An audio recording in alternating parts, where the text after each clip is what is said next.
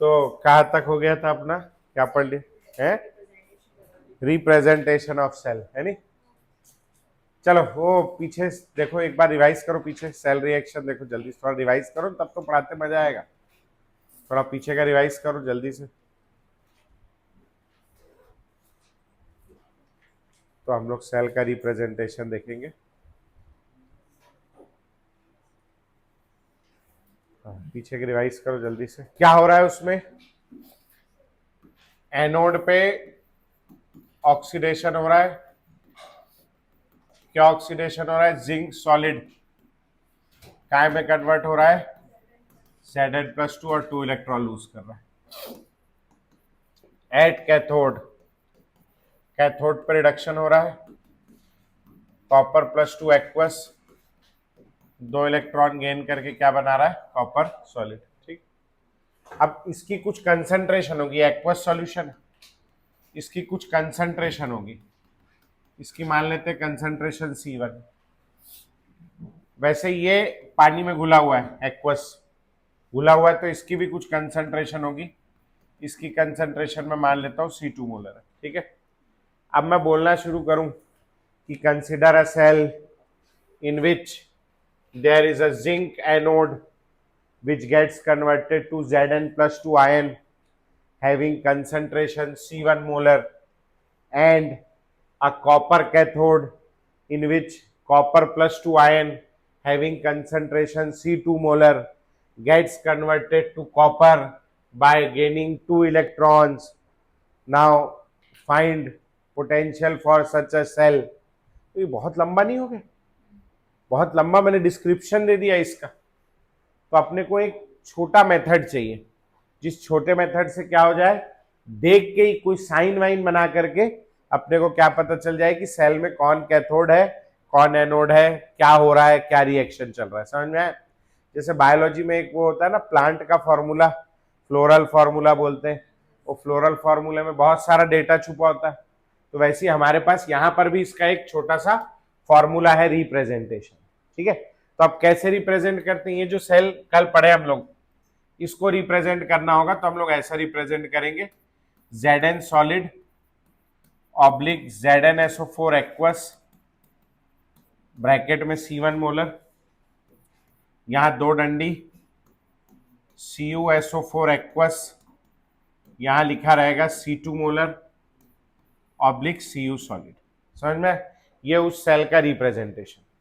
अब ये तो दिख गया रिप्रेजेंटेशन है, इसको रीड कैसे करें, समझे कैसे? तो इसको रीड करने के 2-3 तरीके। सबसे पहला तरीका है, उसका मतलब शॉर्ट फॉर्म है, सिनोनिम। क्या बोलते हो तुम लोग? निमोनिक। निमोनिक बोलते हो ना, क्या बोलते हो? याद करने का तरीका। तो एक है LOAN, लोन, है ना, जो लेने के लिए आप लोग जिंदगी भर तैयारी कर रहे हो। अभी पढ़ोगे, कॉलेज जाओगे, फिर नौकरी लगेगी, फिर लोन लोगे, फिर फंस जाओगे। एक लोन का किस्ती भरोगे, फिर दूसरा लोगे। आदमी का जीवन लोन में ही बीत रहा है बस, है ना। इसका खत्म हो जाता है तो उसका चालू हो जाता है। जब सुजुकी का खत्म हो जाता है तो फिर आदमी जो है मर्सिडीज का लेने लगता है धीरे धीरे, है ना। तो मैं चाहता हूं कि आप लोग बड़ा बड़ा लोन लो। आप लोन लो कि सर क्या हो गया, वो सुपर यार्ड खरीदना है सर, 350 करोड़ की है, 150 करोड़ तो है सर मेरे पास, 250 करोड़ 200 करोड़ कम पड़ रहा है, उसका लोन लेने जा रहा हूँ। ऐसे मजा है ना। ठीक, खैर, तो LOAN लोन, लोन का मतलब है लेफ्ट हैंड साइड, O का मतलब है ऑक्सीडेशन, A का मतलब है एनोड, और N का मतलब है नेगेटिव। इसका ये मतलब है लेफ्ट हैंड साइड में जो लिखा है, लेफ्ट हैंड साइड में वो क्या है? एनोड। वहां क्या हो रहा है? ऑक्सीडेशन, और उस पर चार्ज कैसा है? नेगेटिव। ये इतनी बात है ना। एक तरीका ये। दूसरा तरीका उससे भी आसान है। दूसरा तरीका आसान है, आपको उसके लिए क्या करना पड़ेगा? आपको यहां लिखना पड़ेगा A, यहां नहीं लिखता है, जगह कम है। अरे यार मिट जाना यार, मेरे से गलती होगी भाई, please, I am begging you. हाँ, आप यहां लिखोगे A, यहां लिखोगे B, यहां लिखोगे C। ठीक है, A का मतलब है एनोड, C का मतलब है कैथोड, और B का मतलब है ब्रिज। कौन सा ब्रिज? Short bridge. समझ में आया भैया? अब इसका रिएक्शन कैसे बनाओगे? एनोड पे ऐसा एरो डालोगे, ये Zn सॉलिड है, ये कैसा टूटेगा बोलो? Zn+2 और SO4-2। तो आप जब रिएक्शन लिखोगे तो ऐसा लिखोगे, एट एनोड क्या हो रहा है बोलो? जिंक सॉलिड से क्या बन रहा है? Zn+2। ये +2 बन रहा है ना? कैसे बनेगा? 2 इलेक्ट्रॉन लूज करके। एट कैथोड आप यहां से यहां एरो डालोगे, ये क्या चीज है? कॉपर। CuSO4 है, SO4-2 कॉपर पे क्या आएगा? +2। तो Cu+2 एक्वस, ये भी एक्वस, इसका कंसंट्रेशन कितना हो जाएगा? C1 से कन्वर्ट होगा, काय में कन्वर्ट होगा बोलो? Cu solid. कैसे कन्वर्ट होगा? 2 इलेक्ट्रॉन गेन करके, ठीक है। और फिर आप लिख दोगे इसका ओवरऑल रिएक्शन, ये 2 इलेक्ट्रॉन से 2 इलेक्ट्रॉन काट दोगे, जिंक सॉलिड। अच्छा, इसका कंसंट्रेशन C2 मोलर, ये लिखा हुआ है। Cu+2 एक्वस गिव्स क्या? Zn+2 aqueous plus Cu solid. समझ में आया कैसे लिखना है? वो देख के पक्का। आप पहले ये लिखो इतना, ये वाला, ये रिप्रेजेंटेशन। फिर इस रिप्रेजेंटेशन में क्या क्या चीज है वो मैं लिखाता हूँ आप लोगों को। दिव्या, चेतना, संजीदा, अक्षत फिर गायब, क्या हो गया उसको? हो गया लिखना। रिएक्शन लिखना हो तो रिएक्शन भी लिख लो, कैसे करोगे? वैसे तो रिएक्शन ऊपर लिखा ही हुआ है आपके पास, मैं तो समझाने के लिए कह रहा था। आपकी इच्छा, आपको लिखना हो तो मैं आपको 2 मिनट दे देता हूँ। थोड़ा ऐसे हो जाना है तो जगह, हाँ, कि मैं कितना अंदर जाऊं। लिख ली? सब लिख लिए? लिखेंगे भैया। अ सिंगल वर्टिकल लाइन, जो सिंगल वर्टिकल लाइन डाली बीच में वहां जिंक और ZnSO4 के बीच में, दिख रहा है? A single vertical line represents a single vertical line represents phase separation. A single vertical line represents phase, PHASE, phase separation between solid metal rod, between solid metal rod and aqueous salt solution, between solid metal rod and aqueous salt solution। जो salt solution aqueous है और जो solid metal rod है, दोनों के बीच में क्या? Phase separation show कर रहा है, ठीक। अगला लिखेंगे डबल, मतलब जैसे सॉलिड और लिक्विड के बीच का फेज सेपरेशन शो करेगा सिंगल वर्टिकल लाइन, ठीक। अगला लिखेंगे double vertical line, double vertical line represents any porous partition, double vertical line represents any porous partition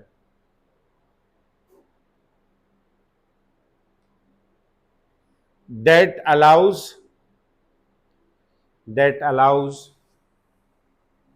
flow of ions, that allows flow of ions but prevents, that allows flow of ions but prevents intermixing, but prevents intermixing of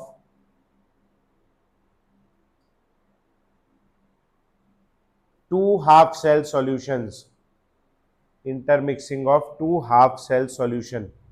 intermixing नहीं होना चाहिए, ठीक है। क्यों intermixing नहीं होना चाहिए? Intermixing होने से क्या हो जाएगा?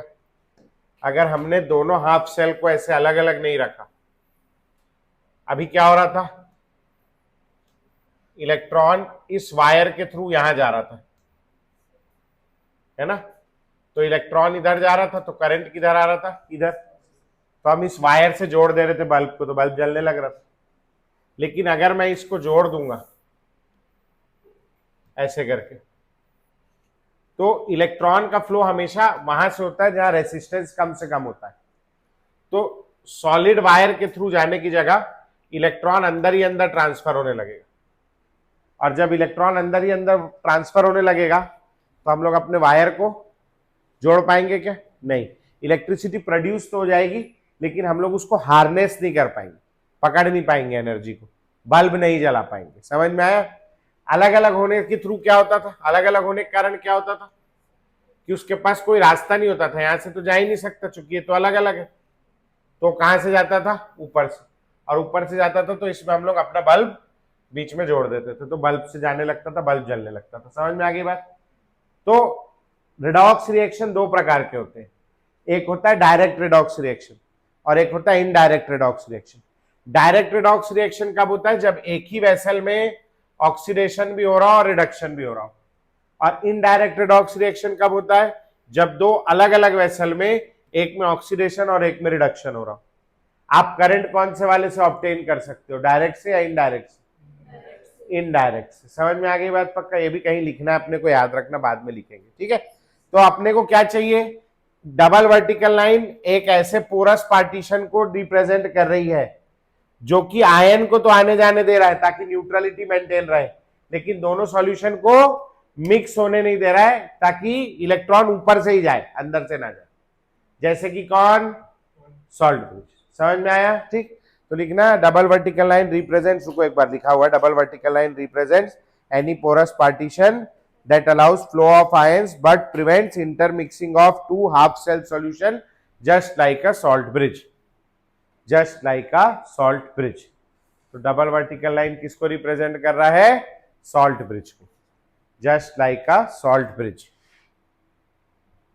समझ में आया? पक्का? ठीक। अच्छा, अभी बहुत सारे इनर्ट इलेक्ट्रोड भी हैं, अभी ऐसा लिखेंगे हम लोग, platinum H2 gas oblique H plus aqueous. तो इसमें रिएक्शन H2 और H प्लस का हो रहा है। ये क्या चीज है?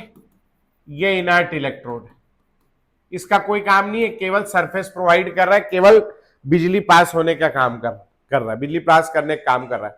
बाकी रिएक्शन में कौन भाग ले रहा है? H2 और H प्लस। रिएक्शन में भाग नहीं ले रहा है। कैसा इलेक्ट्रोड है? इनर्ट। तो इसको हम लोग ब्रैकेट में बंद करके लिखते हैं, ठीक है? तो लिखेंगे अगला point, inert electrodes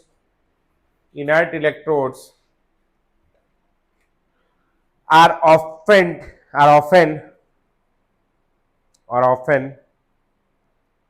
enclosed in brackets. Inert electrodes are often enclosed in brackets to avoid confusion. Inert electrodes are often enclosed in brackets to avoid confusion. Confusion को avoid करने के लिए उसको काय में enclose करके रखते हैं हम लोग भैया? ब्रैकेट में।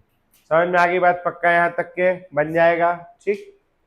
अच्छा, तो ये हो गया कहानी, नीचे लिख लेना भैया। Redox reactions are of two types. ये मतलब इससे रिलेटेड नहीं है पॉइंट, अलग पॉइंट है। Redox reactions are of two types. तू सीधा बैठ रहे भाई, हाँ थोड़ी देर में सो जाएगा नहीं तो।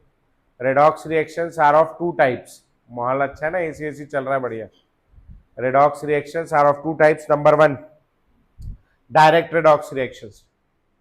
Direct redox reaction, direct redox reaction लिखेंगे। क्या होता है direct redox reaction? Reduction and oxidation occur, reduction and oxidation occur in the same vessel. Reduction and oxidation occur in the same vessel, ठीक। अगला लिखेंगे number two, indirect redox reaction. Indirect redox reaction, indirect redox reaction. Reduction and oxidation occur, reduction and oxidation occur in two different, reduction and oxidation occur in two different vessels, in two different vessels। हाँ, नीचे लिख लेंगे अगली line में, only indirect redox reaction, only indirect redox reaction, only indirect redox reaction can be used to produce electricity, can be used to produce electricity, can be use to produce electricity. समझ में आ रहा है क्यों? क्योंकि हम क्या चाहते हैं, इलेक्ट्रॉन अंदर ही अंदर मूव कर जाए, नहीं बाहर से जाए, ताकि हम वायर जोड़ पाए उसमें, जिसके लिए भी जोड़ना है। समझ आ रहा है? पक्का बन जाएगा? ठीक, चलो ये तो बहुत गंदा हो गया। क्वेश्चन लिखेंगे एक, write cell reaction, write cell reaction for the following cell.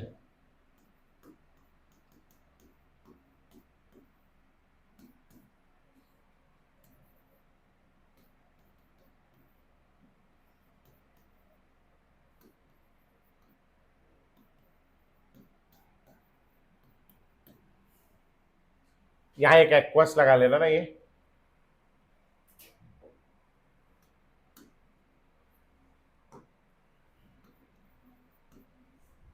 Right cell reaction for the following cell. चल, कहाँ एनोड है, कहाँ कैथोड है, आइडेंटिफाई करो। ओवरऑल सेल रिएक्शन भी लिखना। मैम संजीदा, अच्छा, और अक्षत, हाँ तो फोन लगाना तो हमारा काम है ना। क्यों बाहर गई है? अकेले गई, हमको नहीं लेके गई, हमको भी लेके जाती। हाँ लिख ली रिएक्शन। कैसे करना है अपने को? कुछ नहीं करना है अपने के, यहाँ पर ए बी और सी लिखना है, ए बी और सी, और ऐसे एरो डालना है, और यहां से यहां एरो डालना है। अब ये NO3 है, NO3 कौन सा आयन है? नाइट्रेट। NO3 क्या होता है? -1, तो 3 NO3 पे -3 हो जाएगा, यहाँ पे क्या आएगा? +3। अच्छा, 2 NO3 पे क्या हो जाएगा? -2, यहाँ पे क्या आएगा? +2। ठीक, आपको क्या लिखना है? एट, ए फॉर क्या है? एनोड, और सी फॉर क्या है? कैथोड। बी फॉर ब्रिज को गोली मारो। एट एनोड ऐसे लिखना है आपको। ए सॉलिड से क्या बन रहा है? A+3 aqueous. कैसे बनेगा? 3 इलेक्ट्रॉन लूज करके। समझ में आया? फिर आपको लिखना है एट कैथोड। कैथोड पे क्या हो रहा है बोलो? B+2 एक्वस से क्या बन जा रहा है? B solid. कैसे बनेगा बोलो? 2 इलेक्ट्रॉन गेन करके। समझ में आया? पक्का यहां तक के समझ में आ गया? नेक्स्ट अपने क्या लिखना है? Overall cell reaction. अभी ये एक प्रकार का रिडॉक्स रिएक्शन है, रिडक्शन ऑक्सीडेशन हो रहा है। रिडॉक्स रिएक्शन में इलेक्ट्रॉन कभी भी एक प्रोडक्ट या रिएक्टेंट के जैसे नहीं रह सकता। इलेक्ट्रॉन का फ्री क्या बोलना चाहिए, इंडिपेंडेंट एग्जिस्टेंस नहीं होता, अकेले एग्जिस्ट नहीं कर सकता इलेक्ट्रॉन। तो अभी यहां 3 इलेक्ट्रॉन लूज कर रहा है, ये 2 ही गेन कर रहा है, तो ऐसे में बैलेंस हो पाएगा क्या? तो इसको बैलेंस करने के लिए हम लोग क्या करेंगे बोलो भैया? ऊपर वाले काय से मल्टीप्लाई कर देंगे 2 से, और नीचे वाले काय से मल्टीप्लाई कर देंगे 3 से। समझ में आ गया? पक्का? ठीक, तो यहां क्या हो जाएगा आपका? 6 इलेक्ट्रॉन से 6 इलेक्ट्रॉन पहले काट दोगे। 2A solid plus 3B+2 aqueous gives 2A+3 aqueous plus 3B solid. समझ में आ गया? पक्का? ठीक, नाउ ये हो गया आपका प्रोडक्ट, ये हो गया आपका रिएक्टेंट। अभी आगे इक्वेशन सुना है क्या आप लोगों ने? आगे पढ़ेंगे अपन, नर नष्ट इक्वेशन सुना है क्या? उसको पढ़ने वाला नर नष्ट हो जाता है, पढ़ेंगे आगे जाकर के, है नहीं? तो उस इक्वेशन में जो है अपने को एक तो प्रोडक्ट लगेगा, रिएक्टेंट लगेगा, साथ में एक एन लगेगा। एन क्या होता है? एन होता है number of moles of electrons transferred. कितने मोल इलेक्ट्रॉन ट्रांसफर हुआ, इसको काय से डिनोट करते हैं? एन से। ठीक, तो देखो इसने 3 2 6 इलेक्ट्रॉन लूज किया, और इस वाले रिएक्शन ने 3 2 6 इलेक्ट्रॉन गेन किया। तो मैंने ये मार्कर इसको दे दिया, मैंने एक मार्कर लूज किया, इसने एक मार्कर गेन किया। टोटल कितने मार्कर का ट्रांसफर हुआ? एक या दो? एक का ही ट्रांसफर हुआ। तो इसने 6 लूज किया, इसने 6 गेन किया, मतलब ट्रांसफर कितने का हुआ? 6 का। समझ में आ गया? पक्का? ठीक,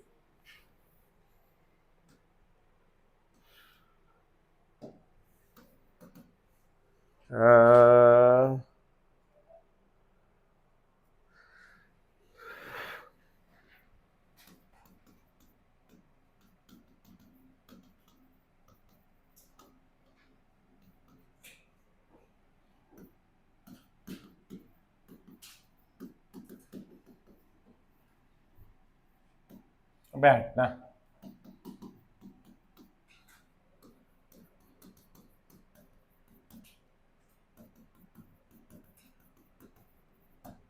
सेल नोटेशन, वही सेल रिप्रेजेंटेशन लिखना है, रिएक्शन दिया इसका। चलो उल्टा काम है।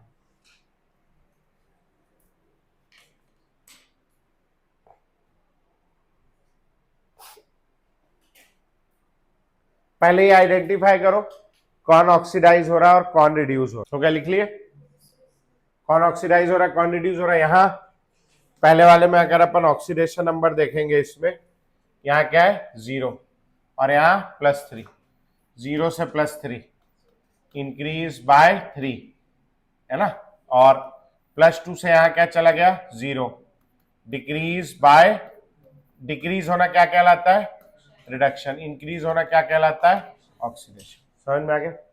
अच्छा रिडक्शन कहाँ होता है, कैथोड पे, ऑक्सीडेशन कहाँ होता है एनोड पे। पहले क्या लिखते हैं अपन, ए फिर बी फिर सी। समझ में, बी के लिए ऐसा 2 डंडी डाल देंगे। एनोड पे क्या हो रहा है बोलो, एनोड पे क्या हो रहा है भाई, क्रोमियम से क्या बन रहा है Cr+3, तो Cr+3 एक्वस। समझ में। कैथोड पे क्या हो रहा है Fe+2 aqueous oblique Fe solid. ये आपका आंसर, ये एबीसी लिखने की जरूरत नहीं है, ये आंसर है। समझ में आया भैया, कर लोगे पक्का, हो जाएगा। चलो ये नोट करो, फिर अगला हेडिंग डालना भैया। हो गया, अगला हेडिंग डालेंगे सॉल्ट ब्रिज। अगला हेडिंग डालेंगे सॉल्ट ब्रिज। इसको यूज करेंगे अभी अपन, है ना, ये मतलब अभी तो आज तो नहीं, आज तो समय लगेगा, अभी आज कल परसों यूज करेंगे। नर्नस्ट इक्वेशन परसों शुरू करेंगे, परसों करेंगे। अच्छा वहां मैं क्या शुरू करूंगा, मैं कल शुरू करूंगा वहां पे इलेक्ट्रो, रायपुर में ना, तो इलेक्ट्रो इस हफ्ते के टेस्ट में केवल केमिकल काइनेटिक्स डाल देता हूं मैं, है ना, तो एक बार केमिकल काइनेटिक्स का रिवीजन हो जाएगा, ठीक है, फिर अगले हफ्ते इलेक्ट्रो आएगा, ठीक। पीछे का भी डाल दूं क्या, लिक्विड सॉल्यूशन भी थोड़ा सा है, कि केमिकल काइनेटिक्स पढ़ के दोगे अच्छे से, है केमिकल का एक ही चैप्टर बस, एक ही तो कम हो जाएगा थोड़ा सा। चलो अच्छा ठीक है, अभी एक ही डाल दे, सब पढ़े ना केमिकल काइनेटिक्स तो, हाँ चलो तो लिखेंगे भैया। क्या बोल रहा था, सॉल्ट ब्रिज क्या होता है, सॉल्ट ब्रिज यू ट्यूब है, कैसी सीधी या उल्टी, उल्टी, तो लिखेंगे it is an inverted you tube, it is an inverted you tube filled with, it is an inverted U tube filled with hot and concentrated solution, hot and concentrated solution of inert electrolytes, hot and concentrated solution of inert electrolytes such as KCl, NH4Cl, NH4NO3 etc. in agar agar, in agar agar, and it is allowed to cool, and it is allowed to cool.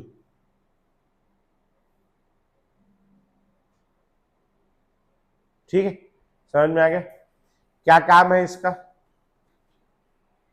है। अच्छा इसमें electrolyte यही क्यों लेना है, देखो आप पीछे वाली क्लास में देखो, अपन पास मैं तो है नहीं अभी चित्र में, लेकिन हमने ऐसा बनाया था सॉल्ट ब्रिज, है ना, और उसमें क्या भरा हुआ था, KCl भरा हुआ था, याद आ रहा है क्या। अच्छा अभी KCl जो है उसमें का K+ और Cl-, यहां जा रहा था, जब Cl- इधर जा रहा था तो Cl- नेगेटिव चार्ज है वो इधर जा रहा है, तो करंट किधर जाएगा इस तरफ, और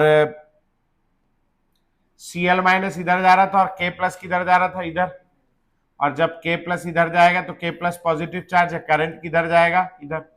मतलब यहाँ जो इंटरनल सर्किट में करंट है वो किसकी वजह से, इन आयंस के मूवमेंट के हिसाब से।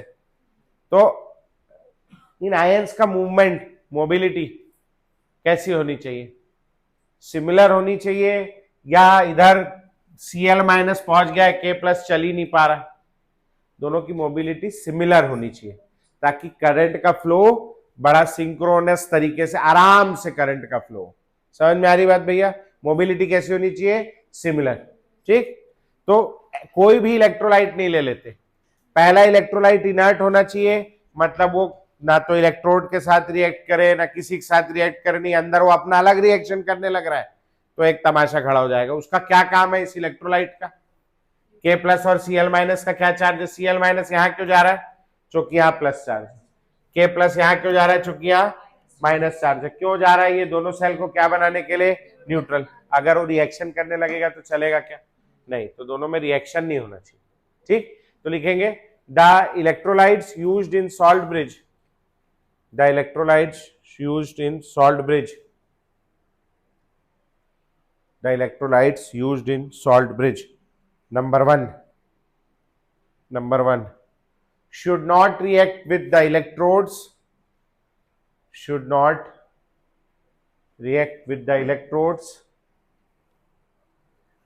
or electrolytic solution, or electrolytic solution should not react with electrode और इलेक्ट्रोलिटिक सॉल्यूशन। समझ में आ गया? रिएक्शन में भाग नहीं लेना चाहिए किसी भी प्रकार से, है ना। दूसरा लिखेंगे शुड है, बेटा ये बहुत जरूरी है ना, थोड़ा ऐसा हो जाता है। हाँ, तो क्या बोल रहा था मैं, इलेक्ट्रोलाइट क्या होना चाहिए, किसी के साथ में रिएक्शन नहीं करना चाहिए, और उसका आयनिक मोबिलिटी लिखेंगे भैया, it should have, it should have, क्या लिखा है, मैं कुछ लिखा है क्या, शुड हैव, हाँ, similar ionic mobility, should have similar ionic mobility of cation, similar ionic mobility of cation and anion, similar ionic mobility of cation and anion, cation और anion का ionic mobility कैसा होना चाहिए, सिमिलर। भूल जाऊंगा फिर घर में खरीदना पड़ता है नया, है नहीं। समझ आ गया भैया यहां तक के फंक्शंस ऑफ सॉल्ट ब्रिज, क्या काम है सॉल्ट ब्रिज का, फंक्शंस ऑफ सॉल्ट ब्रिज, कौन कौन से फंक्शन है उसके यहाँ, हल्दी मेहंदी, है नहीं। तो लिखेंगे पहला, बताओ क्या काम है, हाँ, number 1 it completes the cell circuit, cell circuit को कंप्लीट करता है, it completes the cell circuit. हाँ, दूसरा क्या काम है, न्यूट्रलिटी मेंटेन करता है, तो लिखेंगे it maintains electrical neutrality, maintains electrical neutrality of both the half cell solutions, maintains electrical neutrality of both the half cell solutions, दोनों हाफ सेल सॉल्यूशन की क्या मेंटेन करता है, इलेक्ट्रिकल न्यूट्रलिटी। ठीक, तीसरा लिखेंगे भैया, अब ये तीसरा जो है ना, ये तो दो मेन फंक्शन, तीसरा जब मैं स्टूडेंट था तो मेरे टीचर ने भी लिखाया था, बोले लिख के रख लो, कभी पूछ ले तो पूछ ले, मगर कभी पूछता नहीं है, बहुत सी किताबों में कभी आज तक देखा ही नहीं मैंने।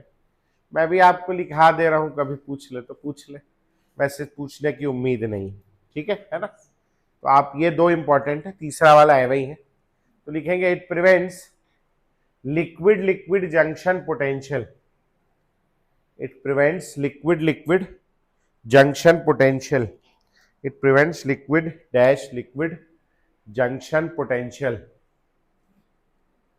अब क्या होता है लिक्विड लिक्विड जंक्शन पोटेंशियल, अभी अपन लोगों ने देखा कि जिंक वाला जो रॉड है उसमें से जिंक बाहर आ रहा था, वो रॉड धीरे धीरे पतला हो रहा था, कॉपर वाला जो रॉड है वो धीरे धीरे क्या हो रहा था, मोटा हो रहा था।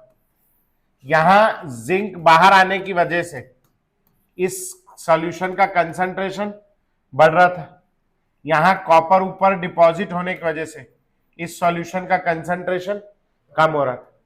तो दोनों का कंसंट्रेशन अलग अलग है, एक का ज्यादा है, एक का कम है।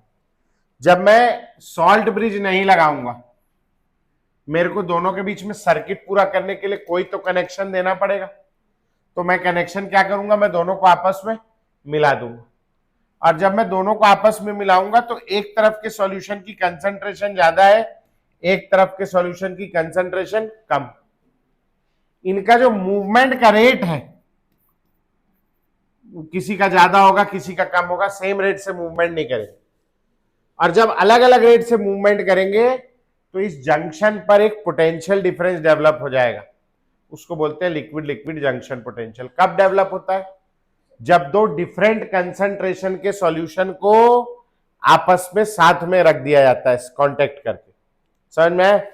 ये जो पोटेंशियल यहां डेवलप हो रहा है इस जंक्शन पे, ये पोटेंशियल सेल के पोटेंशियल के अगेंस्ट होता है। तो अगर 1.5 वोल्ट का सेल है और आधा वोल्ट का ये पोटेंशियल हो गया, तो क्या हो जाएगा, हमारा सेल का पोटेंशियल कम हो जाएगा। हम चाहते हैं क्या कम करना?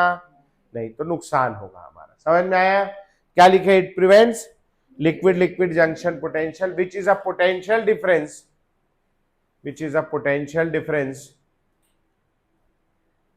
developed when two solutions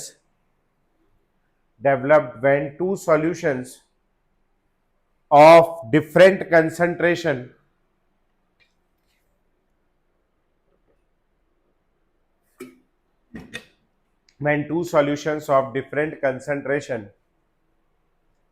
are placed in contact. Two solutions of different concentration are placed in contact of each other, ठीक? This potential is against cell potential. This potential is against cell potential. ये potential जो है ये cell potential के against होता है। समझ में आ गया? इसीलिए सॉल्ट ब्रिज की जरूरत है। अगर मैं सॉल्ट ब्रिज को एकदम से निकाल देता हूं तो क्या होगा, सर्किट टूट जाएगा, और सर्किट टूट जाएगा तो सेल रिएक्शन स्टॉप सडनली, तुरंत सेल रिएक्शन रुक जाएगा। सेल आगे काम करेगा क्या? नहीं। समझ में आ गया पक्का यहां तक के? अगला लिखेंगे भैया इलेक्ट्रोमोटिव फोर्स। इलेक्ट्रोमोटिव फोर्स, या इसी को हम लोग बोलते हैं सेल पोटेंशियल। इलेक्ट्रोमोटिव फोर्स या cell potential, EMF of cell, या इसी को हम लोग कहते हैं ई सेल। सेल पोटेंशियल को क्या कहते हैं? E cell. ठीक है जी। अब ये तो क्या है, केमिस्ट्री वाले ज्यादा इसको पढ़ाते नहीं, ये ज्यादा आप लोग पढ़ते हो फिजिक्स में, ईएमएफ है ना, पढ़ा है ना। तो जब मैं छोटा था, तो जब ये पढ़ा रहे थे, तो उस दिन मेरी कोई बहुत इंपॉर्टेंट मीटिंग थी, कोई बड़ा बिजनेस हेड आया हुआ था कोई, है ना। जैसे आज 5 लोगों की इंपॉर्टेंट मीटिंग आए नहीं, वैसी मेरी उस दिन कोई इंपॉर्टेंट मीटिंग रही होगी, बड़ा कुछ, है ना। इस उम्र में बहुत बिजी रहता है आदमी। तो मैं भी क्लास में गया नहीं था, फिजिक्स की क्लास में, जिस दिन पढ़ा रहे थे फिजिक्स में। तो नहीं समझ में आया, नहीं आया, कोई बात नहीं, दूसरा पढ़ लेंगे, आएगा छोड़ देंगे इसको, है नहीं। ऑप्शन तो बहुत, कौन सा पूरा 100% आता ही है अपने को फिजिक्स, है ना। उस जमाने में जब मैं था तो मैंने नहीं पढ़ा। अब उसके बाद मैं पढ़ाने लगा, सेकेंड ईयर से ही पढ़ाने लगा मैं, तो मेरे कभी ये समझ में नहीं आया कि इलेक्ट्रोमोटिव फोर्स क्या होता है ना। फिर इसके बाद में मैं ये बड़े ब्रांड में काम करने लगा, तो उन्होंने बोला सर हिंदी में पढ़ाना पड़ेगा। तो हिंदी मीडियम की जब क्लास में ये लिया मैंने, तो इसका हिंदी करके लिखा मैंने। तो इलेक्ट्रोमोटिव फोर्स का मतलब होता है, इलेक्ट्रो यानी विद्युत, पढ़ा होगा ना आपने, विद्युत जामवाल नहीं सुना आपने? है नहीं सुना? सुना है ना, सुना, विद्युत जामवाल तुरंत सुन लिया। तो एक ठोक विद्युत यानी क्या होता है, इलेक्ट्रिसिटी। मोटिव इसका हिंदी होता है वाहक, विद्युत वाहक बल, फोर्स यानी बल। अब विद्युत तो अपने समझ में आता था, विद्युत यानी इलेक्ट्रिसिटी। वाहक अपने बचपन से पता था, गणेश जी का वाहक चूहा है ना, कार्तिक जी का वाहन मोर है ना। वाहक का क्या काम होता है, यहां से वहां लेके जाना। विद्युत वाहक बल, इसका क्या मतलब होगा, इलेक्ट्रिसिटी को यहां से वहां लेके जाने वाली फोर्स। समझ में आ गया, इलेक्ट्रिसिटी को मूव कराने वाली फोर्स। अब इलेक्ट्रिसिटी क्यों मूव करती है, इलेक्ट्रिसिटी क्यों प्रोड्यूस होती है, ड्यू टू पोटेंशियल डिफरेंस। तो ये क्या चीज है, कुछ नहीं है, पोटेंशियल डिफरेंस। समझ में आया, वो फिजिक्स वाले उसको दूसरे तरीके से दिखाते हैं कि when no current is flowing through it, ऐसा कुछ कुछ लिखाते हैं ना, पता नहीं क्या क्या लिखाते हैं, मेरे को कभी समझ में नहीं आया। मतलब हो सकता है मैं गलत भी हूं, मेरे याद नहीं मेरे को, लेकिन अब मेरे को ये समझ में आ गया विद्युत वाहक बल मतलब क्या है, वो फोर्स है जो इलेक्ट्रिसिटी को मूव कराती है। इलेक्ट्रिसिटी क्यों मूव होती है, ड्यू टू पोटेंशियल डिफरेंस। समझ में आया। अब इस सेल में क्या क्या हो रहा है, इस सेल में दो चीजें, एक है कैथोड और एक है एनोड। एनोड पे क्या हो रहा है, ऑक्सीडेशन। कैथोड पे क्या हो रहा है, रिडक्शन। अगर ऑक्सीडेशन का पोटेंशियल ज्यादा है, इसका क्या मतलब है, रिडक्शन का पोटेंशियल कम होगा। दोनों एक दूसरे कैसे हैं, अपोजिट। तो मैंने ऐसा अपने मन में एक ठोक बनाया ऐसा कि एक ये नंबर लाइन है, बीच में 0 हो गया, इस तरफ जाने पर है ऑक्सीडेशन पोटेंशियल है, तो इस तरफ जाने पे क्या होगा, कितने होशियार हो यार, इस तरफ क्या होगा, रिडक्शन पोटेंशियल होगा। ऑक्सीडेशन किस पे हो रहा है, एनोड पे, तो ऑक्सीडेशन पोटेंशियल पे यहां मैंने मार्क कर लिया, दिस इज द, यहां से लेके यहां तक का ये हो गया ऑक्सीडेशन पोटेंशियल ऑफ क्या, एनोड हो गया। और यहां मैंने मार्क कर लिया, ये क्या हो गया आपका, यहां से यहां तक का रिडक्शन पोटेंशियल ऑफ क्या, कैथोड। और दोनों के बीच का डिफरेंस चाहिए अगर मेरे को, तो दोनों के बीच का डिफरेंस ये क्या हो गया आपका, सेल पोटेंशियल। समझ में आया, दोनों के बीच का डिफरेंस सेल पोटेंशियल, या कह लो क्या, ईएमएफ। इसी पोटेंशियल की वजह से करंट का फ्लो हो रहा है। समझ में आया पक्का, ठीक। अब यहां से मैं क्या बोल सकता हूं, देखना भैया, है EMF of cell is equal to this plus this, दोनों को ऐड कर देंगे। तो देखते जाओ, पहले बाद में लिखना, oxidation potential of anode plus क्या, रिडक्शन पोटेंशियल ऑफ कैथोड। समझ में आया पक्का, ठीक। अच्छा देखना, मेरे पास है ऑक्सीडेशन पोटेंशियल ऑफ एनोड और मेरे पास है reduction potential of same anode. Anode का ही ऑक्सीडेशन पोटेंशियल है, एनोड का ही रिडक्शन पोटेंशियल है, दोनों में क्या रिलेशन हो, क्या लगा दूं यहां पे एक ठोक माइनस, मतलब oxidation potential is minus of reduction potential बोल सकता हूं मैं। तो इस ऑक्सीडेशन पोटेंशियल की जगह मैं ये पुट करने वाला हूं, माइनस ऑफ रिडक्शन पोटेंशियल। तो देखना क्या हो गया अपना, ईएमएफ ऑफ सेल बराबर minus of reduction potential of anode plus reduction potential of क्या, कैथोड। समझ में आया।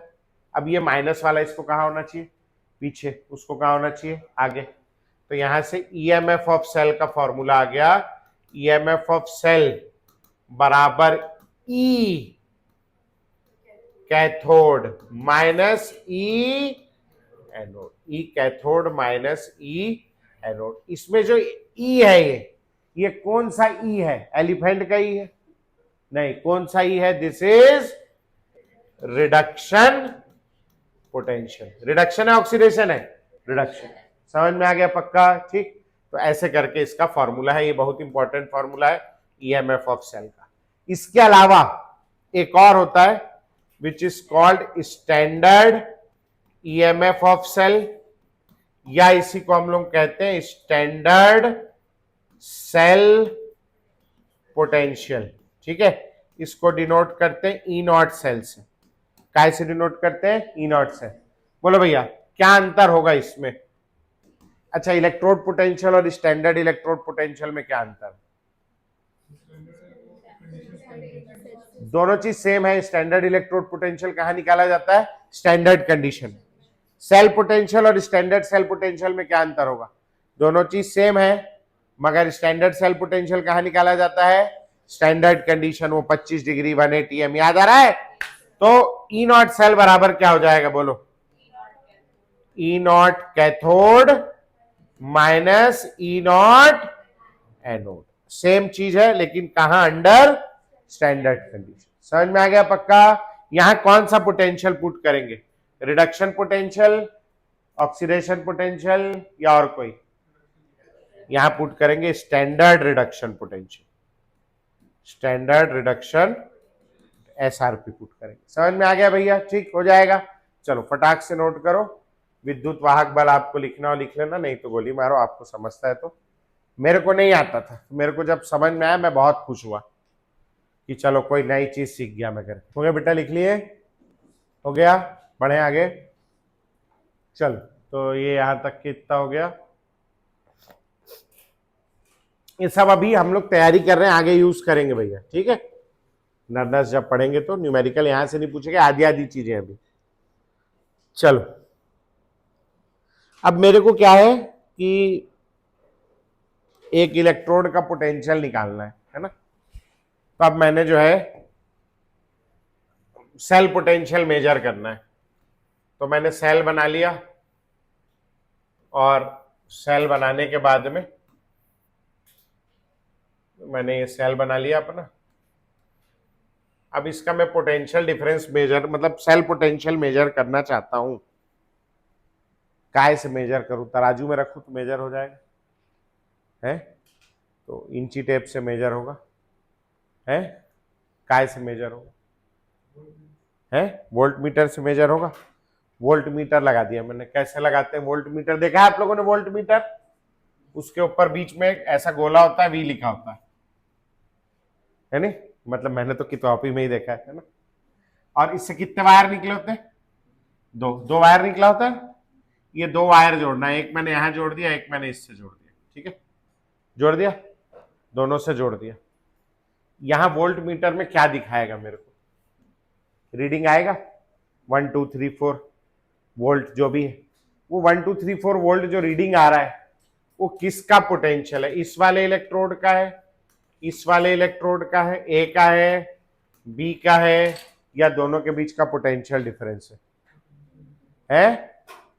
क्या है बोलो? क्या क्या क्या मेजर करता है volt meter? What does a volt meter major? दो पॉइंट के बीच का पोटेंशियल डिफरेंस मेजर करता है ना? तो मैं यहां जब रीडिंग, मान लो मेरी ये जो रीडिंग 2 वोल्ट आ रही है, वो ना तो इसकी रीडिंग है ना तो इसकी रीडिंग, वो क्या है? दोनों के बीच का डिफरेंस। समझ में आ गया भैया? पक्का? अब जैसे मैं यहां से बी हटा करके इसकी जगह सी लगाऊंगा, तो ये पोटेंशियल डिफरेंस सेम रहेगा, चेंज हो जाएगा? चेंज हो जाएगा, अलग हो जाएगा। सी की जगह मैं डी लगाऊंगा तो ये पोटेंशियल डिफरेंस फिर से चेंज हो जाएगा। मतलब मान लो मैंने जिंक का पोटेंशियल डिफरेंस कॉपर के साथ निकाला, 1.1 वोल्ट आया, तो जिंक का पोटेंशियल डिफरेंस आयरन के साथ कुछ और आएगा। समझ में आए? जिंक का पोटेंशियल डिफरेंस सिल्वर के साथ कुछ और आएगा, जिंक का पोटेंशियल डिफरेंस गोल्ड के साथ कुछ और आएगा, जिंक का पोटेंशियल डिफरेंस क्रोमियम के साथ कुछ और आएगा, जिंक का पोटेंशियल डिफरेंस निकल के साथ कुछ और आएगा, जिंक का पोटेंशियल डिफरेंस क्लोरीन के साथ कुछ और आएगा। समझ आ रही मेरी बात? तो ऐसे में जिंक के लिए कितने पोटेंशियल डिफरेंस निकाल सकता हूं? बहुत सारे, है ना? जितने एलिमेंट है उतने तो निकाल ही सकता हूं। और फिर मैं जिंक को बदल दूं यहां, और यहां सिल्वर और कॉपर कर दूं, तो फिर एक नई वैल्यू आ जाएगी। फिर मैं सिल्वर के अगेंस्ट दूसरी वैल्यूज चलाता जाऊंगा, तो ऐसे में सिल्वर के लिए बहुत सारे निकाल लूंगा। ऐसे मेरे पास 118 एलिमेंट है, जिसमें से Fe+2 भी बनाता है, Fe+3 भी बनाता है। दोनों का इलेक्ट्रोड अलग अलग होगा, Fe से Fe+2, Fe से Fe+3, ऐसे करके मैं कितने इलेक्ट्रोड बना सकता हूं? बहुत सारे। कितने सेल बना सकता हूं? बहुत सारे। बहुत सारे कॉम्बिनेशन बना सकता हूं ना चेंज कर करके। वैसे मेरे पास कितने सारे सेल पोटेंशियल हो जाएंगे? बहुत सारे। याद करने में प्रॉब्लम होगी। इसका एक अल्टरनेटिव हमने सोचा कि हम ये क्या करें, हम ऐसा पोटेंशियल डिफरेंस ना मेजर करें। अगर हमको किसी एक इलेक्ट्रोड का पोटेंशियल पता चल जाए, है नहीं, कोई भी एक इलेक्ट्रोड का पोटेंशियल, मान लो मेरे को पता हो कि ये जो ए है, ए का पोटेंशियल है 2 वोल्ट, और ये जो बी है इसका पोटेंशियल अननोन है। मैं यहां मेजर करूं और यहां मान लो 3 वोल्ट का रीडिंग आ रहा है, मतलब क्या है, ये दोनों के बीच का डिफरेंस कितना हो जाएगा? 3 वोल्ट। अगर ये 2 वोल्ट है तो बी वाला कितना होगा? 5 वोल्ट। मेरे को वैल्यू पता चलेगी। मेरे को वैल्यू पता चल गई। ए का पोटेंशियल कितना है? 2 वोल्ट। बी का पोटेंशियल कितना है? 5 वोल्ट। सी का पोटेंशियल मान लो 4 वोल्ट, है ना, जो भी है। डी का पोटेंशियल मान लो 3 वोल्ट। मेरे को पता चल जाए एब्सोल्यूट वैल्यू 118 एलिमेंट की। तो अब मैं क्या कर सकता हूं? ए को बी के साथ कंबाइन किया, ए को बी के साथ कंबाइन किया, क्या हो जाएगा? 3 वोल्ट का सेल बन जाएगा। समझ में आया? मैंने ए को सी के साथ कंबाइन किया, क्या बन जाएगा बोलो? 2 वोल्ट का सेल बन जाएगा। मैंने ए को डी के साथ कंबाइन किया, क्या बन जाएगा बोलो? 1 वोल्ट का सेल बन जाएगा। ऐसे मैंने बी को सी के साथ कंबाइन किया, बी को सी के साथ कंबाइन किया, क्या बन जाएगा? 1 वोल्ट का सेल बन जाएगा। मैंने बी को डी के साथ कंबाइन किया, फिर से क्या बन जाएगा? 1 वोल्ट का सेल बन जाएगा। मेरी बात आ रही समझ? अगर मेरे को इनके डिफरेंस की जगह एब्सोल्यूट वैल्यू पता चल जाए, एब्सोल्यूट वैल्यू, तो केवल मेरे को 118 इलेक्ट्रोड की वैल्यू याद करनी पड़ेगी, या 118 इलेक्ट्रोड का एक टेबल बनाना पड़ेगा, और उसमें से भी बहुत सारे रेडियो एक्टिव है जिनको तो मैं पढ़ता ही नहीं, तो मेरे को 50-60 इलेक्ट्रोड का वैल्यू बनाना पड़ेगा। इनर्ट गैस वगैरह रिएक्ट नहीं करते, वो भी हट जाएंगे, रेडियो एक्टिव हट जाएंगे। समझ में आ रहा है? तो मेरे को केवल 40-50 लोगों का वो बनाना पड़ेगा। उससे मैं क्या कर सकता हूं? चेंज कर करके कितने सेल बना सकता हूं? इनफाइनाइट। समझ में आई बात? कब? अगर मेरे को क्या पता चल जाए? दोनों के बीच का डिफरेंस या एब्सोल्यूट वैल्यू? बोलो। एब्सोल्यूट वैल्यू अगर मेरे को पता चल जाए तो मैं क्या करूंगा? उसमें कंबाइन कर करके बहुत सारे सेल बना सकता हूं। ठीक, एब्सोल्यूट वैल्यू पता चल जाए तो हमने एब्सोल्यूट वैल्यू पता लगाने के लिए, एक सिंगल इलेक्ट्रोड का पोटेंशियल पता लगाने के लिए हमने एक सिंगल इलेक्ट्रोड बनाया जिंक का, और यहां क्या भर दिया हमने? Aqueous ZnSO4। अब हम क्या पता लगाने जा रहे हैं? एक सिंगल इलेक्ट्रोड का पोटेंशियल। एक सिंगल का क्यों पता लगाने जा रहे हैं?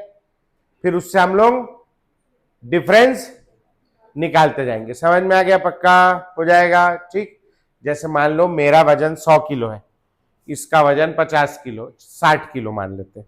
हम लोगों के बीच का डिफरेंस कितना है? 40। फिर इसका वजन 55 किलो है, तो हम लोगों के बीच का डिफरेंस कितना हो गया? 45। फिर इसका वजन 70 किलो है, तो हमारे बीच का डिफरेंस कितना हो गया? 30।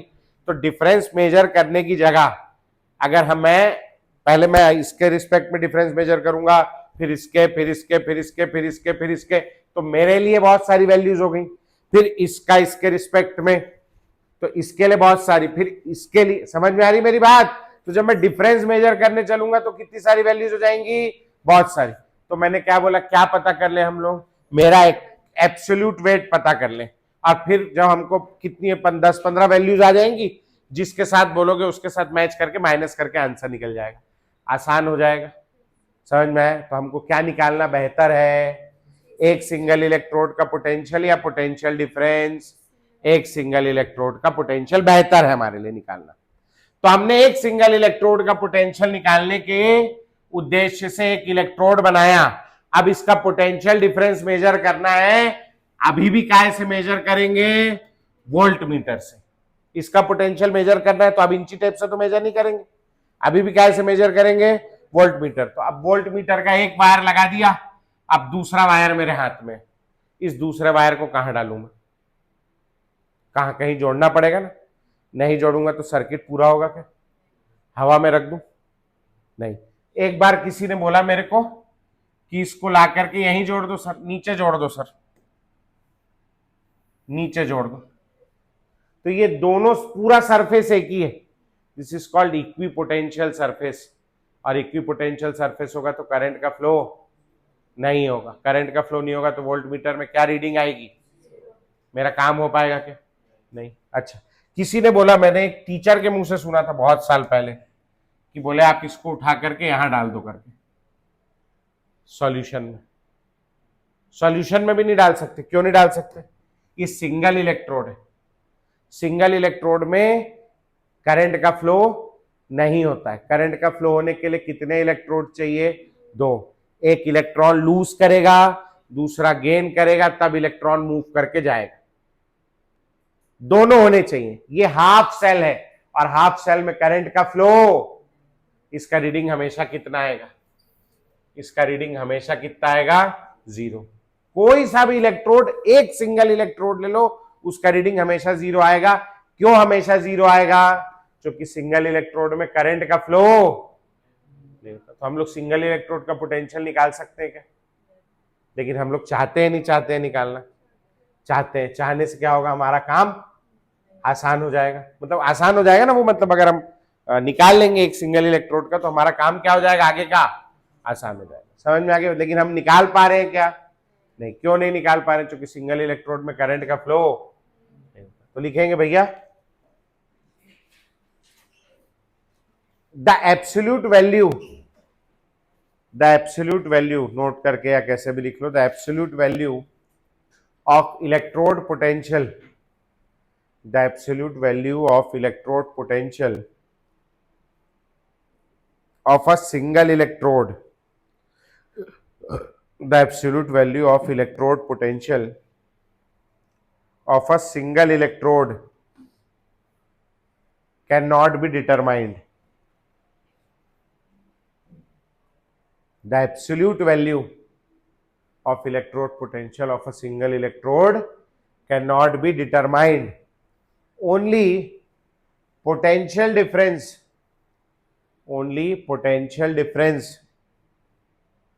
between two electrodes,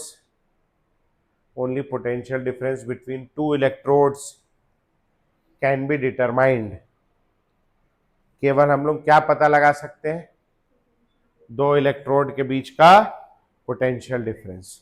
समझ में आया भैया? ठीक। अगर मेरे को एक इलेक्ट्रोड की भी वैल्यू मिल जाए, किसी भी एक इलेक्ट्रोड की, मान लो मेरे को जिंक की वैल्यू पता चल जाए और मैं इसको कॉपर के साथ जोड़ लूं, यहां वोल्ट मीटर में रीडिंग दिखा रहा है 5 वोल्ट, मेरे को पता है इसकी रीडिंग 2 वोल्ट है, तो मेरे को ये समझ में आ जाएगा इसकी रीडिंग कितनी होगी? 7 वोल्ट। तभी दोनों के बीच का डिफरेंस कितना आएगा? 5। तो मेरे को अगर एक की भी वैल्यू पता हो तो फिर मैं इसकी निकाल सकता हूं। फिर मैं इसको चेंज कर दूं और यहां आयरन लगा दूं। अब ये रीडिंग जो है 5 वोल्ट से चेंज होकर 4 वोल्ट दिखाने लगे, तो मेरे को समझ में आ जाएगा आयरन का पोटेंशियल कितना है? 6 वोल्ट। तो मेरे को सबका नहीं चाहिए, मेरे को एक का भी मिल जाएगा तो मैं सबका निकाल दूं। समझ में आ गई बात? पक्का? हम दोनों के बीच का मास डिफरेंस 40 kg है। ऐसे बात में आप बता सकते हो क्या मेरा मास कितना, इसका मास कितना? लेकिन मैं बता दूं मेरा मास 100 है, तो आप बता सकते हो इसका 140 होगा करके। मेरा ही कम क्यों? इसका भी तो हो सकता है। मेरा ही ज्यादा क्यों? इसका भी तो ज्यादा हो सकता है। तब आप बता सकते हो, है ना, कि भैया इसका 140 या इसका 60 किलो, जो भी। लेकिन कब? जब किसी एक का पता चल जाए। तो एक साइंटिस्ट, जो सबसे पहला साइंटिस्ट दुनिया में जिसने इलेक्ट्रोड वगैरह के बारे में पढ़ना शुरू किया, वो भी यही बात सोच रहा था कि मेरे को कहीं से एक इलेक्ट्रोड का अगर पोटेंशियल मिल जाए तो मैं क्या करूंगा, फिर जितने इलेक्ट्रोड है दुनिया में सबका पोटेंशियल फाइंड कर दूंगा। लेकिन वो एक इलेक्ट्रोड का पोटेंशियल मेजर करने जाता तो मेजर कर पाता क्या? नहीं, क्योंकि सिंगल इलेक्ट्रोड में करंट का फ्लो नहीं। तो बेचारा बहुत परेशान हुआ कि बोले कैसे मेजर करूं पोटेंशियल, आखिर में उसको समझ ही नहीं आया क्या करूं। तो परेशान होकर के वो हिमालय चला गया, है ना।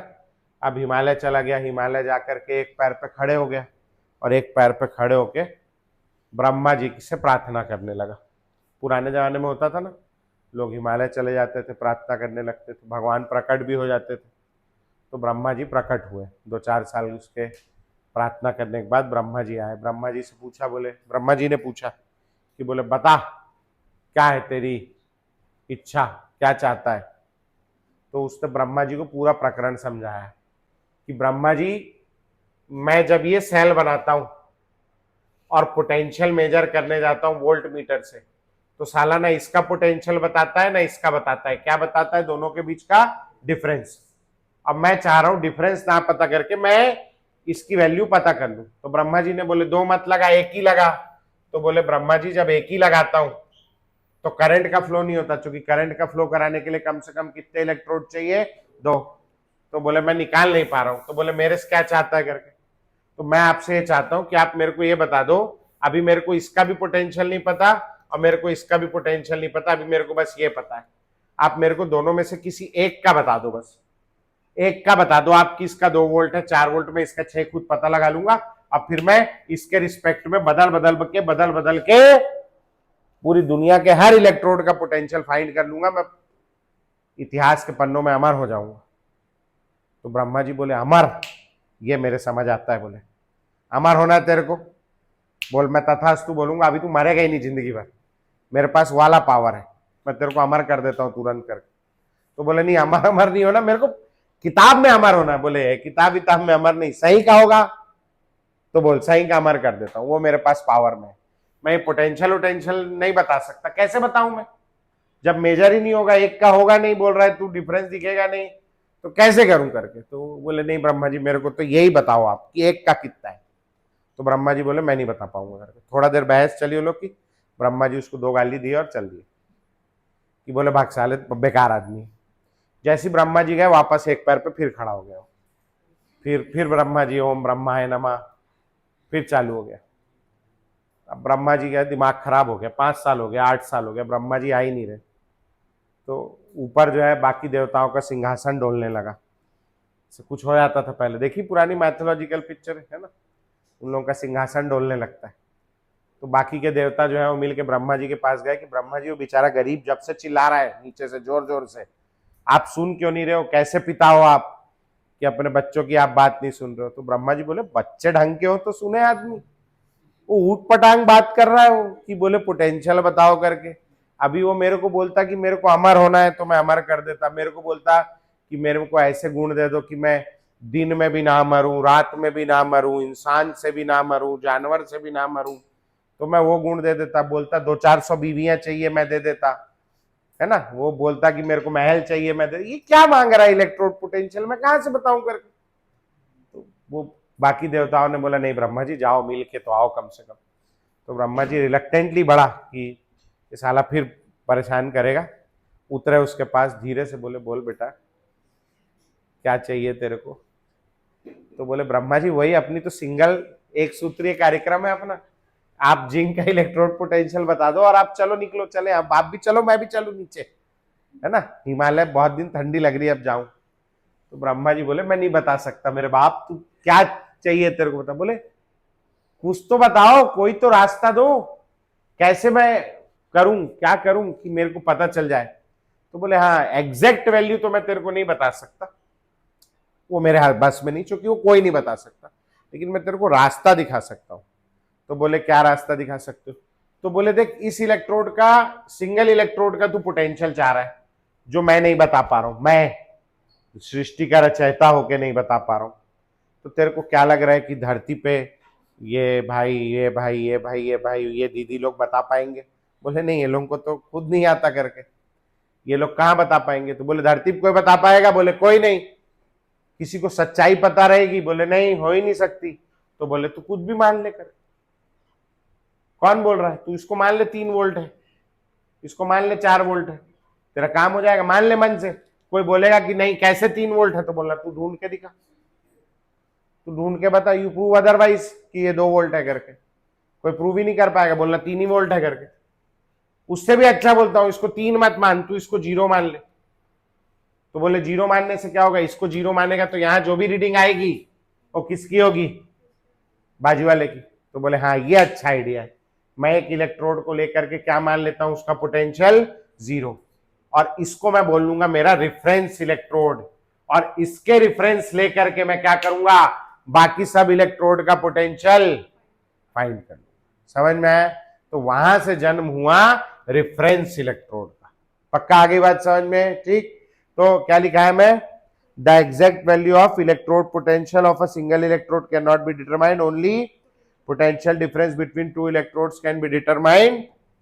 अगली लाइन में लिखेंगे, although by the use of reference electrodes, although by the use of reference electrodes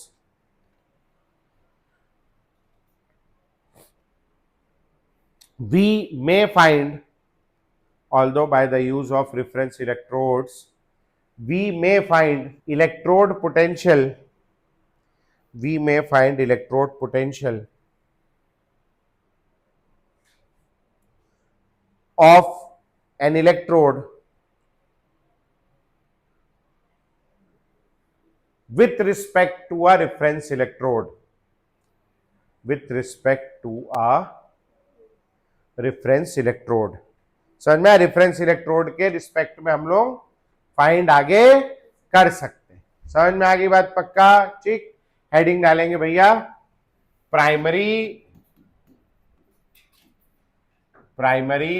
reference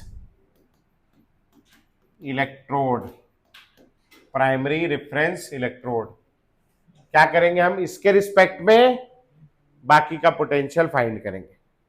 primary reference electrode, इस इलेक्ट्रोड का नाम है, जो प्राइमरी हमने यूज किया था पहली बार, उसका नाम है बेटा standard hydrogen electrode. Standard hydrogen electrode, bracket में लिखेंगे शॉर्ट फॉर्म इसका she, standard hydrogen electrode she. ठीक है, स्टैंडर्ड का क्या मतलब है भैया? स्टैंडर्ड का मतलब है स्टैंडर्ड कंडीशंस, जैसे कि बोलो क्या, टेम्परेचर कितना होगा, 25 डिग्री सेंटीग्रेड या 298 केल्विन। हाँ जी, concentration of electrolytic solution, concentration of electrolytic solution हो जाएगी 1 मोलर, और प्रेशर ऑफ गैस कितना हो जाएगा, 1 बार या 1 atm। 1 बार को ज्यादा प्रायोरिटी देते हैं। समझ में आ गया बात यहां तक के? हाइड्रोजन का क्या मतलब है, ये काय का कौन सा एलिमेंट यूज हुआ होगा यहाँ पे, एलिमेंट यूज कौन सा है, हाइड्रोजन। समझ में आ गया? पक्का? ठीक है नहीं? तो हमको अब हाइड्रोजन का इलेक्ट्रोड बनाना है। तो इलेक्ट्रोड क्या होता है, what is an electrode? Electrode is a metal rod dipped in aqueous solution of its own ions. Metal का रॉड है, लोहे की छड़ है, जिसको उसी के आयंस में डुबा दिया। लेकिन यहां लोहे की छड़ होगी क्या? स्टैंडर्ड आयरन इलेक्ट्रोड है क्या? स्टैंडर्ड क्या है? Hydrogen electrode. तो काय की रॉड लेना है, हाइड्रोजन, हाइड्रोजन का रॉड लेके काय में डुबाना है, हाइड्रोजन आयंस, है ना। अब हाइड्रोजन जो है वो क्या होता है, सॉलिड है, लिक्विड है, गैस है? गैस है। और अपने को अब उसका क्या बनाना है, रॉड। तो सॉलिड गैस है, उसका सॉलिड बनाना है। तो गैस को सॉलिड कैसे बनाएंगे, पहले ठंडा करोगे, ठंडा करोगे तो गैस काय में कन्वर्ट हो जाएगा, लिक्विड में, और लिक्विड को फ्रीज करोगे और ठंडा करके तो लिक्विड काय में कन्वर्ट हो जाएगा, सॉलिड। मतलब अगर मेरे को हाइड्रोजन गैस से हाइड्रोजन सॉलिड बनाना है तो उसको क्या करना पड़ेगा, गर्म करना पड़ेगा, ठंडा करना पड़ेगा। अच्छा, थोड़ा बहुत ठंडा करने से काम चल जाएगा, भयंकर ठंडा करना पड़ेगा, भयंकर ठंडा करना पड़ेगा, अप टू पूरा 25 डिग्री सेंटीग्रेड। इससे नीचे क्यों नहीं जा सकता मैं, क्योंकि ऊपर क्या लिखा है, तो 25 डिग्री से नीचे जा सकता हूं क्या मैं? तो 25 डिग्री में आपको क्या लग रहा है, अभी 23 डिग्री है उधर पीछे एसी का तापमान। ये मैं कार्बन डाइऑक्साइड और CO2 का आदान प्रदान कर रहा हूं, तो मेरे मुंह से गैस निकल रही है, CO2 कैसे क्यूब्स बाहर गिर रहे हैं, गैस निकल रही है ना। मतलब 23 डिग्री में, 25 डिग्री में आप किसी गैस को सॉलिडिफाई कर पाओगे क्या? अरे 25 डिग्री में पानी सॉलिडिफाई नहीं हो रहा, गैस सॉलिडिफाई होगी क्या? नहीं होगी। अभी ब्रह्मा जी ने उसको क्या बोला कि काय का बना ले इलेक्ट्रोड, किसी का भी, ओ भाई काय का बनाने आ गया, हाइड्रोजन। इलेक्ट्रोड क्या होता है? Metal rod dipped in aqueous solution of its own ion. ये क्या है? गैस। इसका रॉड नहीं बना पा रहा है ठंडा करके। और कैसे रॉड बना सकते हैं, और कैसे रॉड बना सकते हैं? एकदम हाई प्रेशर पे ले जाकर के दबा के, एकदम भयंकर हाई प्रेशर कितना होना चाहिए जिसमें हम लोग जी रहे हैं। दोनों कंडीशन में आप बताइए, आप हाइड्रोजन को गैस बना, हाइड्रोजन का सॉलिड बना पाएंगे क्या? ब्रह्मा जी उसको इतना बढ़िया आइडिया देख गए कि जा बेटा, किसी का भी तू इलेक्ट्रोड पोटेंशियल जीरो मान ले, आयरन का जीरो मान लेता तो आयरन का रॉड आसानी से मिल जाता। भाई काय का रॉड बनाऊंगा बोल रहा है, उसका रॉड बन नहीं रहा, पहली चीज। दूसरी, हाइड्रोजन इतनी हल्की गैस थी, एनसीईआरटी में लिखा हुआ था पहले, अब तो कट गया एनसीईआरटी में से, पहले लिखा हुआ था हाइड्रोजन इतनी हल्की गैस थी कि वो अर्थ का एटमॉस्फेयर उसको पकड़ नहीं पाया, अर्थ का ग्रेविटी, जितनी गैस थी सारी उड़ गई। तो अब हाइड्रोजन जो है हमारे यहाँ, हाइड्रोजन नहीं मिलती, ऑक्सीजन है, नाइट्रोजन है, CO2 है, हाइड्रोजन नहीं। हाइड्रोजन कहाँ मिलती मालूम है? वॉल्केनिक इरप्शंस में, ज्वालामुखी जब फूटता है तब मिलती। तो ये भाई कोई आसान काम करना ही नहीं चाह रहा है। पहले तो हाइड्रोजन मिल नहीं रही है, कहां से लेके आ रहा है? ज्वालामुखी से, और ज्वालामुखी से लाने के बाद उसका रॉड नहीं बना पा रहा है। समझ आ रहे हो कितनी तकलीफ है? इन तकलीफों से बचने के लिए उसने क्या किया, उसने भाई साहब एक प्लेटिनम का वायर लिया। काय का वायर लिया? प्लेटिनम। अब प्लेटिनम के वायर के साथ में, प्लेटिनम के साथ में अपन ने पीछे पढ़ा, प्लेटिनम के कितने हाथ होते हैं? 4। और उसके पीछे पढ़ा था ना अपन लोगों ने, अभी कल परसों ही तो पढ़ा है। तो जो अंदर वाला प्लेटिनम होता है उसकी सारी वैलेंसीज सेटिस्फाई होती, उसके सरफेस पे क्या पाई जाती? Free valencies. समझ में आ रहा है? इन फ्री वैलेंसीज पे क्या कर सकता है? हाइड्रोजन गैस को चिपका सकता है। याद आ रहा है क्या? गैस चिपक सकती। तो प्लेटिनम का वायर लिया एक तो, इस पूरे वायर को उसने एक ट्यूब बनवाई, कांच की ट्यूब बनवाई ऐसी, उस कांच की ट्यूब में डाला, यहां से थोड़ा छेद किया, यहां से एक इनलेट बनवाया, यहां से उसने हाइड्रोजन गैस पास करी एट 1 बार, और यहां एक और छेद बनवाया, यहां के छेद से हाइड्रोजन गैस बाहर निकाली। समझ में आ गया? उधर से गैस डाली, इधर से गैस निकाली। यहां नीचे में, इस वायर के नीचे उसने एक ठोक प्लेटिनम का स्ट्रिप लगाया, platinum strip coated with powdered platinum. समझ में आया?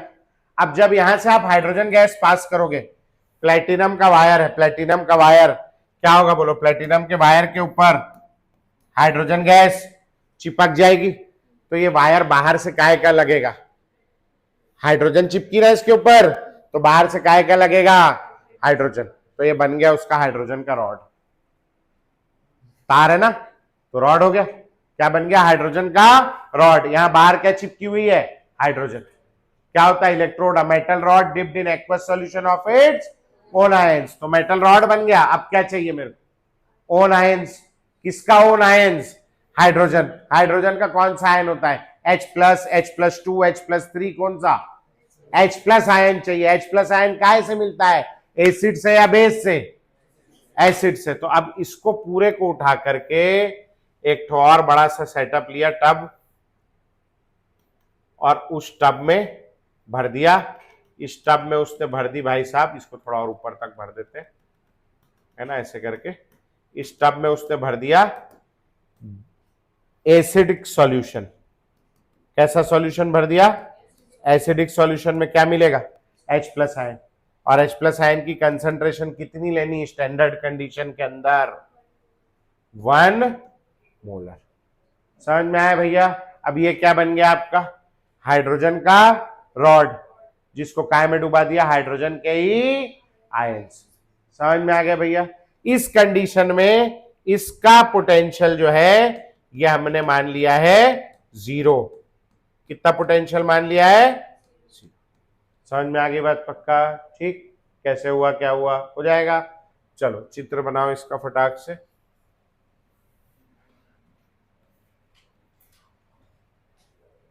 ये इधर अपन दूसरे इलेक्ट्रोड से जोड़ देंगे उसको वायर के थ्रू। ठीक, चलो चित्र बनाओ। प्रॉब्लम समझ में आई क्या क्या थी?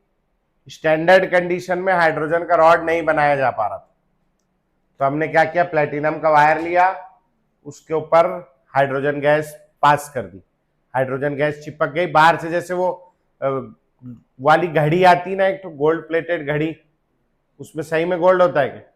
बाहर चिपका होता है बस। तो वैसे हाइड्रोजन यहाँ कहाँ चिपक गई है? बाहर। बाहर से हाइड्रोजन का रॉड बन जाएगा। ठीक है, बना लिए।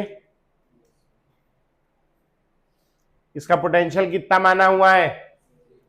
तो लिखेंगे under standard conditions, under standard conditions electrode potential of she, electrode potential of She under standard conditions, electrode potential of She has been arbitrarily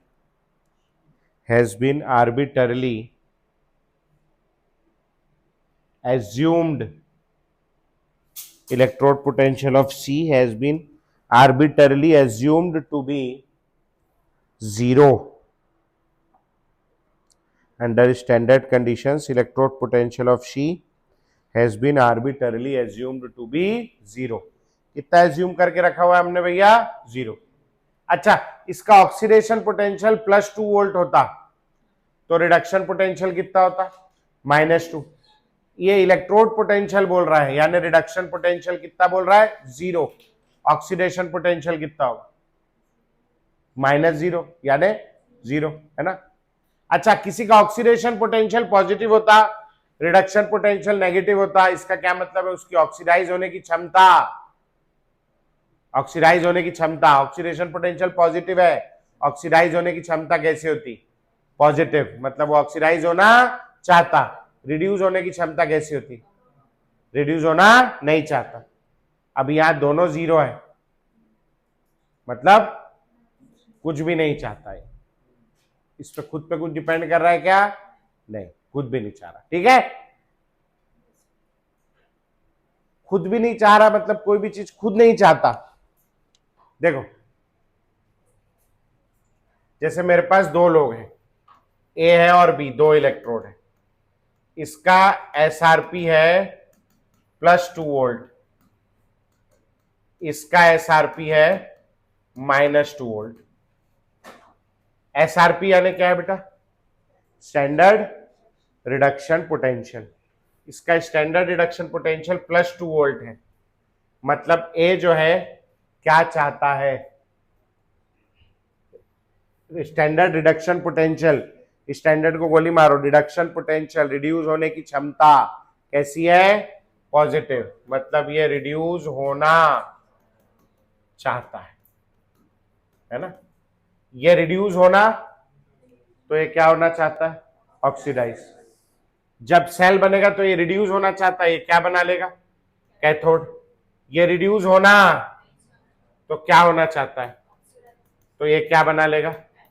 anode बना लेगा। समझ में आया? क्योंकि एनोड पे क्या होता है? ऑक्सीडेशन, और कैथोड पे क्या होता है? रिडक्शन। ए और बी, इसका पोटेंशियल, इसका एसआरपी +3 वोल्ट है, इसका एसआरपी +1 वोल्ट है। दोनों में से कौन रिड्यूस होना चाहता है? ए बी दोनों नहीं, दोनों रिड्यूस होना चाहते हैं। तो ऐसे में दोनों कैथोड बन जाएंगे सेल में। ऐसा चलेगा क्या? नहीं, ये एक लड़ाई है, कौन ज्यादा जोर से रिड्यूस होना चाहता है। तो A will get reduce and it will form क्या? Cathode. And B will have to get oxidised मजबूरिंगली। समझ में आ रही बात, है ना। इसको क्या होना पड़ेगा? Oxidise, and it will form क्या? एनोड। समझ में आ गया? इच्छा के अगेंस्ट। समझ में आ गया? पक्का। अब ए है जिसका एसआरपी +2 वोल्ट है, और हाइड्रोजन है जिसका एसआरपी क्या है 0 वोल्ट। ए क्या होना चाहता है, ए क्या होना चाहता है, और हाइड्रोजन क्या चाहता है, हाइड्रोजन उसको रोकेगा नहीं। अरे यार हट मनुष, बहुत गुस्सा आता है मेरे को सही में ऐसे में, जब बढ़िया से पढ़ाते रहो ना तो एक कच कच कच कच मेरे को नहीं पसंद है। हाइड्रोजन का एसआरपी कितना है 0। हाँ ए क्या होना चाहता है, हाइड्रोजन उसको रोक पाएगा क्या, तो ए क्या हो जाएगा और ए क्या बना लेगा, और हाइड्रोजन का तो खुद का पोटेंशियल क्या है लेगा, मैं क्या है मैं ऑक्सीडाइज हो जाऊं कोई दिक्कत नहीं, मोर का बना लूं मैं एनोड बना लूं, ऐसे टाइप। समझ में आ गया पक्का। आप सोचो ए का एसआरपी जो है वो -2 वोल्ट है, और हाइड्रोजन के साथ पेयर कर दिया, हाइड्रोजन का एसआरपी कैसा है, तो ए क्या नहीं होगा, तो ए क्या होगा, और ए ऑक्सीडाइज हो जाएगा, तो ये क्या हो जाएगा, मतलब इसकी खुद की क्या इच्छा है, हाइड्रोजन की खुद की क्या इच्छा है, कुछ नहीं। ये किस पे डिपेंड करता है, सामने वाले पे। अगर सामने वाला ऑक्सीडाइज होगा तो हाइड्रोजन रिड्यूस हो जाएगा, सामने वाला रिड्यूस होगा तो हाइड्रोजन ऑक्सीडाइज होगा। समझ में आ गया। तो कैसा बिहेव कर सकता है, एनोड के जैसा, कैथोड के जैसा, या दोनों के जैसा, तो लिखेंगे शी, बस ये आखिरी पॉइंट है, बस फिर मैं छुट्टी कर रहा हूं। She can behave both as cathode as well as anode. She जो है बड़ी मल्टी टैलेंटेड है वो, है ना। She can behave as both anode as well as cathode. She as anode, जब शी में क्या होगा ऑक्सीडेशन, चूंकि एनोड पे ऑक्सीडेशन होता है, H2 गैस जो ऊपर से आएगी, इट विल यूज 2 इलेक्ट्रॉन और क्या बना लेगा H+ आयन। समझ में आया, ठीक। और शी एस कैथोड, कैथोड में क्या होगा रिडक्शन, एसिड में से 2H+ आएगा, 2 इलेक्ट्रॉन गेन करेगा और कौन सा गैस बना लेगा H2। समझ में आ गया पक्का, ठीक। शी किस पे डिपेंड करेगा, शी का नेचर सामने वाले पे, सामने वाला रिड्यूस होगा तो ये क्या हो जाएगा, और सामने वाला ऑक्सीडाइज हो जाएगा तो ये क्या हो जाएगा रिड्यूस। ठीक है। एक पॉइंट आखिरी लाइन लिखना था ताकि अगली क्लास में ध्यान रहे क्या लिखाना है। लिखेंगे maintenance of she is difficult. इतना आसान नहीं बेटा आप जितना सोच रहे हैं, नहीं। Maintenance of she is difficult, therefore nowadays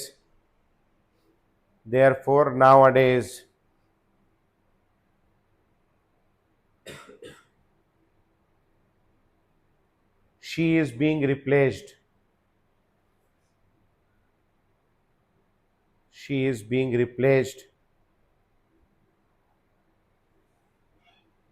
by secondary reference electrode। She is being replaced by secondary reference electrodes। ठीक है। अब इसका मेंटेनेंस क्यों डिफिकल्ट है वो रीजन करके लिख लो, रीजंस वो अगली क्लास में लिखाऊंगा मैं, ठीक है। अभी टाइम नहीं है। काय का रीजन लिखना है, क्यों मेंटेन नहीं कर पा रहा है एक युवा जो है ना शी को। ठीक है, चलो भैया छुट्टी।